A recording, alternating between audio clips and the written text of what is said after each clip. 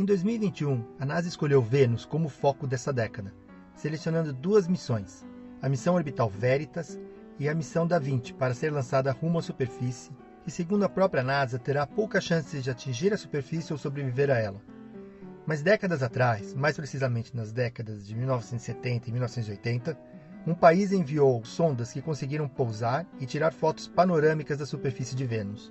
Sim, essas fotos que você está vendo são do projeto soviético Venera, ou aportuguesando Venera, que é o termo russo para Vênus.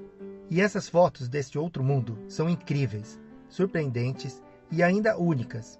Eu quero contar para você a incrível história de como essas fotos foram tiradas e mostrar quais foram os desafios vencidos para que esse sucesso da exploração espacial acontecesse.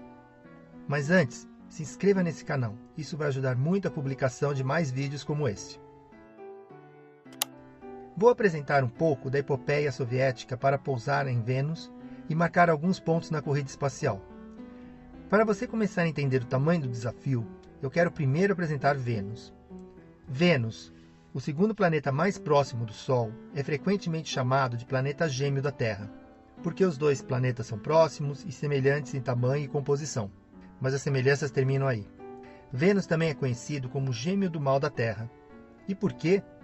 Porque a superfície de Vênus é extremamente quente e sua atmosfera composta de CO2 é densa e tóxica, muito diferente da nossa paradisíaca Terra. Isso se deve a um efeito estufa extremamente intenso que faz com que a superfície de Vênus seja mais quente que a superfície de Mercúrio. Sim, isso mesmo. Apesar de Vênus estar a uma distância do Sol praticamente 2 vezes maior que a de Mercúrio, a superfície de Vênus chega a atingir 485 graus, enquanto a de Mercúrio 427 graus Celsius. A pressão atmosférica na superfície de Vênus também é enorme, equivalendo a 90 vezes a da Terra. Seria como realizar um mergulho no mar a 1000 metros de profundidade. Essa atmosfera densa apresenta outro aspecto assustador: nuvens compostas de ácido sulfúrico, um composto corrosivo usado em baterias e na produção de fertilizantes. Você deve estar se perguntando como pousar em um lugar assim, tão corrosivo, tão quente e sob tanta pressão. Certamente é um lugar difícil de pousar, mas os soviéticos conseguiram pousar lá há mais de 50 anos atrás. E para entender melhor como isso aconteceu, vamos fazer uma viagem no tempo para 1967, quando a corrida espacial estava a todo vapor e os soviéticos ainda estavam liderando no quesito o primeiro a conseguir. Eles haviam conseguido colocar o primeiro satélite em órbita, colocar o primeiro humano no espaço, realizar a primeira caminhada humana no espaço e ainda obter a primeira imagem da superfície da Lua. A missão do projeto soviético Venera era atravessar a atmosfera de Vênus, pousar numa nave na superfície e coletar dados. Isso daria a eles 2 pontos, o de primeiro a pousar em outro planeta e o de primeiro a pousar em Vênus. A corrida espacial era assim mesmo, quem chegava primeiro marcava ponto. Os americanos já haviam sobrevoado Vênus com a sonda Mariner 2 em 1962, e os soviéticos vinham de uma sequência de 11 tentativas fracassadas de sobrevoos e aterrissagens por impacto em Vênus. A missão que mais se aproximou de ser completada foi a Venera 3, lançada em 16 de novembro de 1965. A Venera 3 havia conseguido chegar a Vênus e lançar a sonda para atravessar a atmosfera e impactar a superfície. Mas a comunicação foi perdida e nenhum dado foi obtido. Aí chegou 1967 e os soviéticos tinham um dilema: lançar a Venera 4, que já estava pronta, e correr o risco de mais um fracasso, ou não lançar nada e jogar a toalha na corrida espacial. Então, por falta de opção, naquele momento os soviéticos decidiram pelo lançamento da Venera 4. O lançamento ocorreu em junho de 1967, mais de um ano antes das viagens americanas para a Lua. A Venera 4 era uma sonda de 3,5 metros de altura que carregava um módulo de pouso composto de uma concha recheada de instrumentos e um paraquedas. A Venera 4 alcançou Vênus e lançou com sucesso uma sonda rumo à superfície em 18 de outubro de 1967. Os instrumentos a bordo começaram a analisar a atmosfera e a enviar dados. No começo tudo parecia tranquilo. Temperatura de 39 graus Celsius e pressão atmosférica semelhante à da Terra. Mas quando a sonda se aprofundou mais na atmosfera de Vênus, a pressão e a temperatura começaram a aumentar, até que, a 27 km da superfície, a Venera 4 foi esmagada sob uma pressão de 22 atmosferas e uma temperatura de 277 graus Celsius. Vênus era muito mais quente e tinha uma atmosfera mais densa do que o esperado. Os soviéticos cruzaram os dados da Venera 4 com os dados da Mariner 5 da NASA, que havia sobrevoado Vênus um dia depois da Venera 4. E os dados combinados confirmaram as condições extremas da superfície de Vênus. Eles concluíram que, para atingir a superfície de Vênus, seria necessária uma sonda bem mais resistente que a Venera 4. Porém, essa conclusão chegou tarde. As sondas Venera 5 e Venera 6 já estavam finalizadas e as datas de lançamento marcadas para janeiro de 1969. Não houve tempo para grandes mudanças. Os engenheiros reforçaram a sonda de pouso, mas foi um desastre anunciado. Ambas foram esmagadas na atmosfera de Vênus após transmitirem dados por cerca de 50 minutos cada. Mas os soviéticos não desistiram. Com uma janela de lançamento em 1970 se aproximando, somada à pressão do pouso de humanos na Lua realizado pela NASA em julho de 1969, os soviéticos resolveram avançar e agora eles sabiam exatamente o que tinham que enfrentar. 485 graus Celsius de temperatura, uma pressão de quase 100 atmosferas e ácido corrosivo. Eles entenderam que algo mais radical precisava ser feito, e a principal meta na construção de uma nova sonda era aumentar ao máximo o tempo de permanência na superfície para viabilizar a transmissão de dados. Para isso, foram consultados até engenheiros com experiência na construção de submarinos. Assim nascia a Venera 7. A sonda de pouso foi construída com formato oval em titânio e uma superfície lisa, com o mínimo de portas, soldas ou emendas.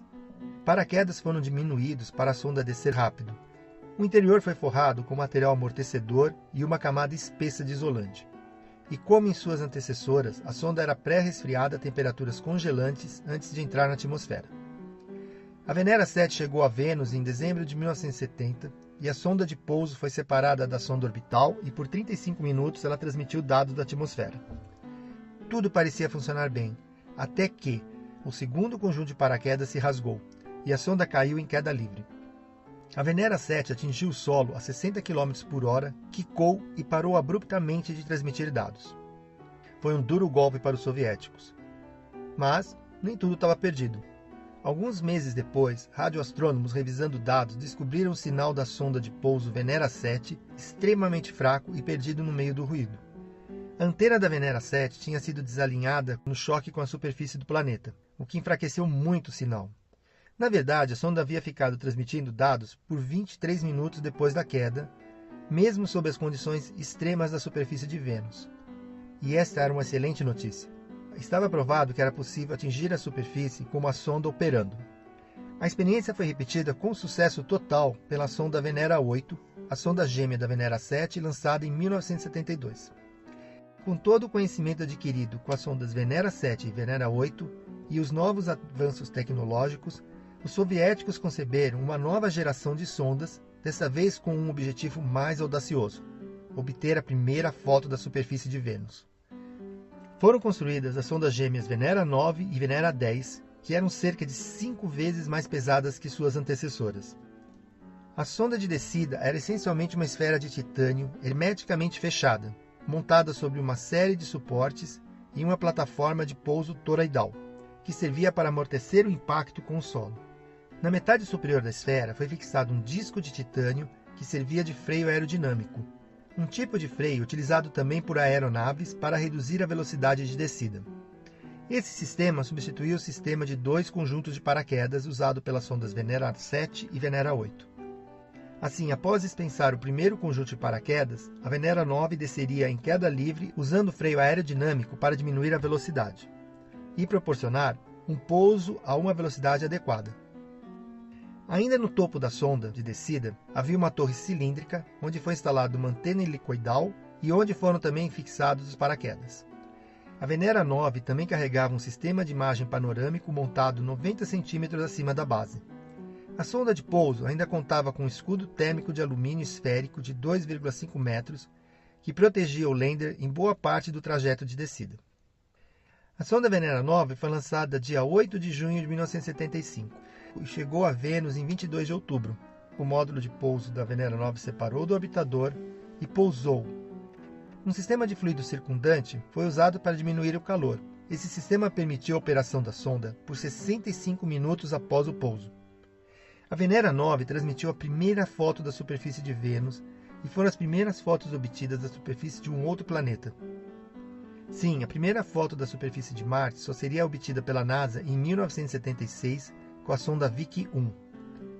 A sonda de pouso deveria transmitir uma foto panorâmica de 360 graus, mas como uma das proteções da câmera falhou ao ser ejetada, apenas uma panorâmica de 180 foi recebida.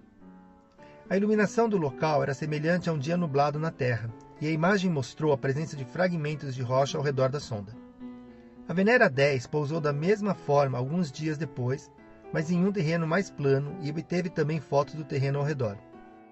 As sondas Venera 9 e 10 foram sucessos impressionantes e representaram um triunfo importante na área espacial para a então União Soviética. Os soviéticos tentariam mais pousos em Vênus com as novas sondas Venera 11 e Venera 12, ambas dotadas de câmeras para obtenção de mais imagens da superfície de Vênus. Infelizmente, um defeito em ambas as sondas impediu que as câmeras funcionassem após a aterrissagem em Vênus. Muito frustrante. Mas, mesmo assim, após pousarem com sucesso em Vênus em dezembro de 1978, elas transmitiram dados importantes da superfície. Não é confirmado, mas acredita-se que as sondas Venera 11 e Venera 12 já carregavam câmeras capazes de tirar fotos coloridas da superfície de Vênus. Mas qual era o desafio na obtenção de fotos coloridas? Por que já não mandaram as sondas 9 e 10 com câmeras que pudessem tirar fotos coloridas? O maior gargalo naquela época era a velocidade na transmissão de dados. Essa limitação tornava a janela de transmissão de dados extremamente curta e insuficiente para múltiplas exposições, ou para imagens muito grandes.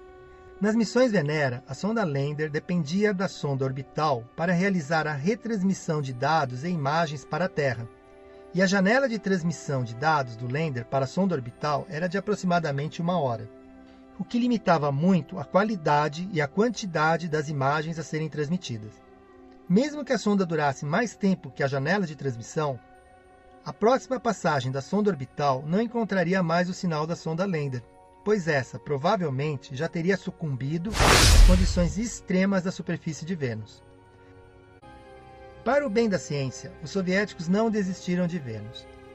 Para dar sequência ao projeto Venera, os soviéticos construíram e lançaram em 1981 as sondas Venera 13 e 14. Essas duas novas sondas gêmeas ainda mantinham o mesmo conceito básico das versões 9 e 10, mas com muitas melhorias, com novas tecnologias, novos instrumentos científicos e com a verdadeira cereja do bolo: câmeras para obter fotos coloridas.